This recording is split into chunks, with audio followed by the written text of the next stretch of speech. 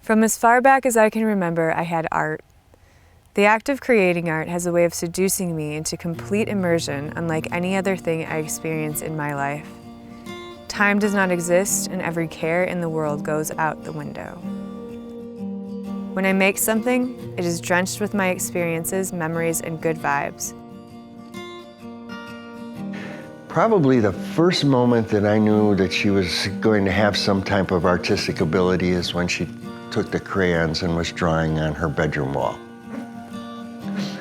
And came out pretty good.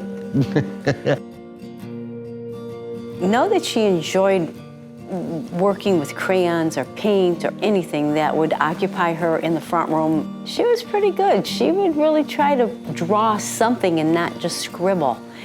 But when she was in grade school, and I want to say the 3rd grade, she made a hard-covered book, and there was a storyline that went with that book. And I said, that's it. That's what she's going to do.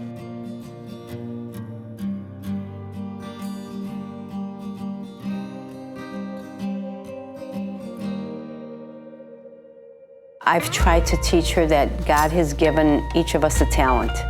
And once you figure out what that talent is, you're supposed to use it.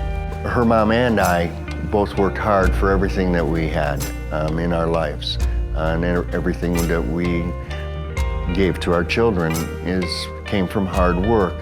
Her talents came from that hard work. Because she put so much hard work into what she did is really what brought out the talent of what she has. Now you're giving up. I couldn't blame you enough.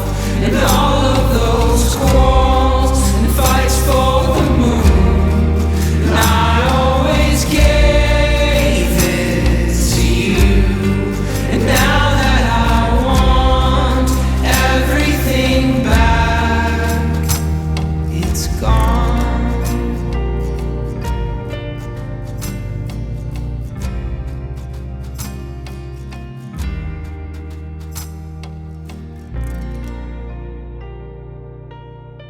I feel like to talk about Little Korboose, I need to talk about my life like before Little Korboose. So I started when I was very young as an artist. My mom's an artist. She taught me how to paint. My grandpa's an artist. He is an amazing artist, actually, and I was always super in awe of what he would do. He can portrait paint and ceramics. It was anything. Throughout my whole life, I was creating art. I don't remember a time without art in my life. I was painting a lot during high school, and growing up we would always have a project like taking our living room lamps out into the backyard and splattering them with paint like Jackson Pollock style. So we were always doing something with art.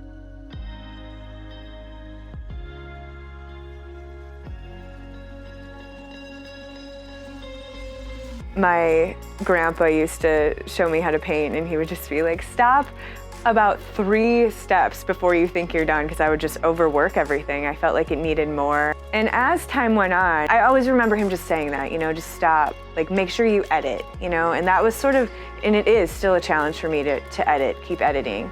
I got to this point which was a very simple black and white. Basically, you can't really hide behind, it's either good or it's not. And it's sort of this super authentic reflection of what's in my head.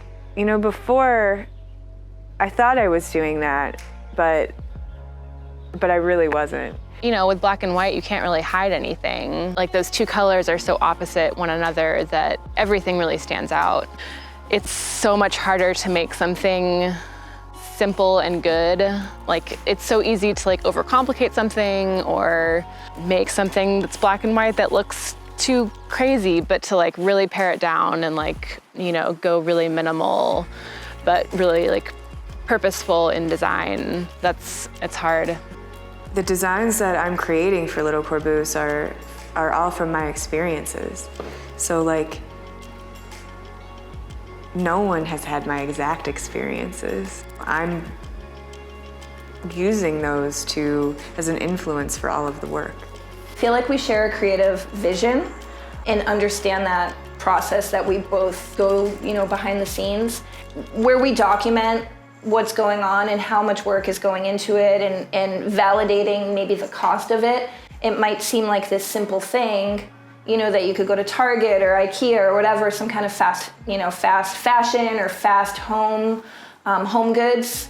Someone made that. Someone spent 4 hours just setting up threads to do that, and it means something. Someone's energy is into it, going into the piece. I think that's really important that people get a grasp on that because, there's integrity to the work and there's a lot of work that goes behind it. So when people purchase something like this from April or for myself, it's supporting a family, it's creating or it's keeping up with traditions that are hundreds and thousands of years old.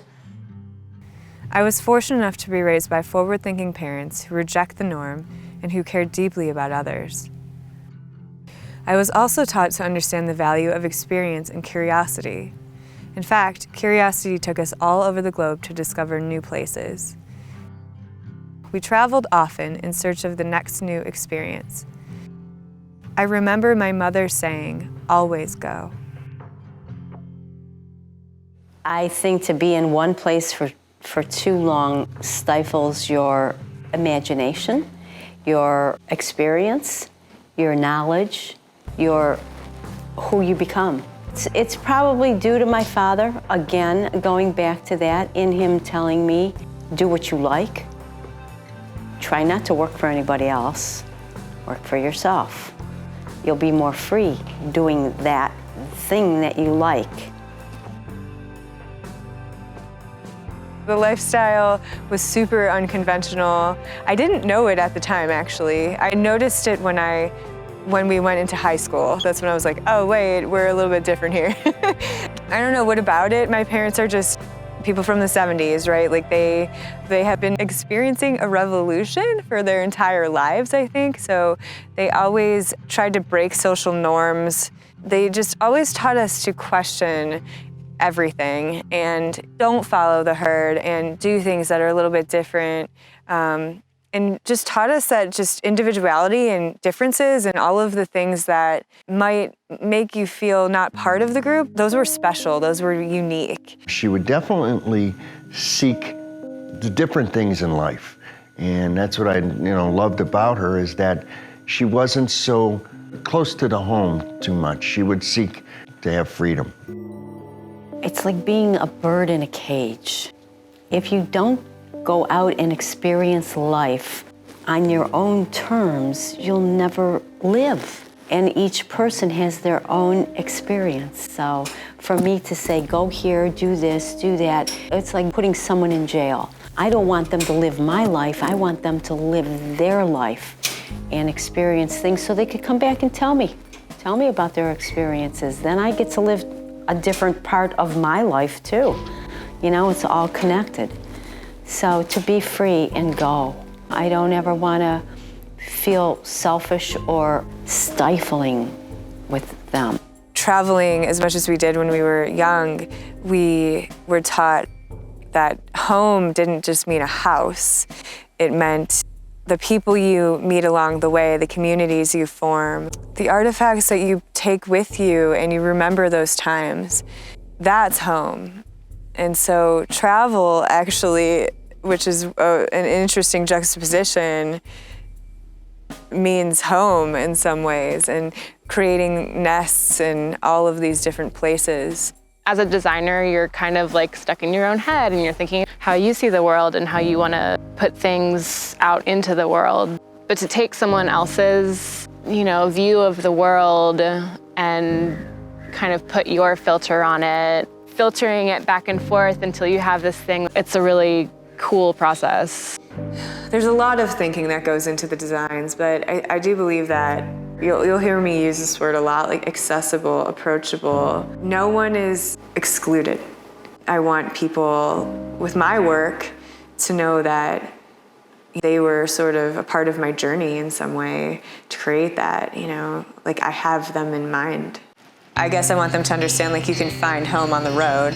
You know, it doesn't always, it can be adventure. Like even if you're like into home goods or home or, you know, like our stuff, it doesn't mean you're a homebody necessarily.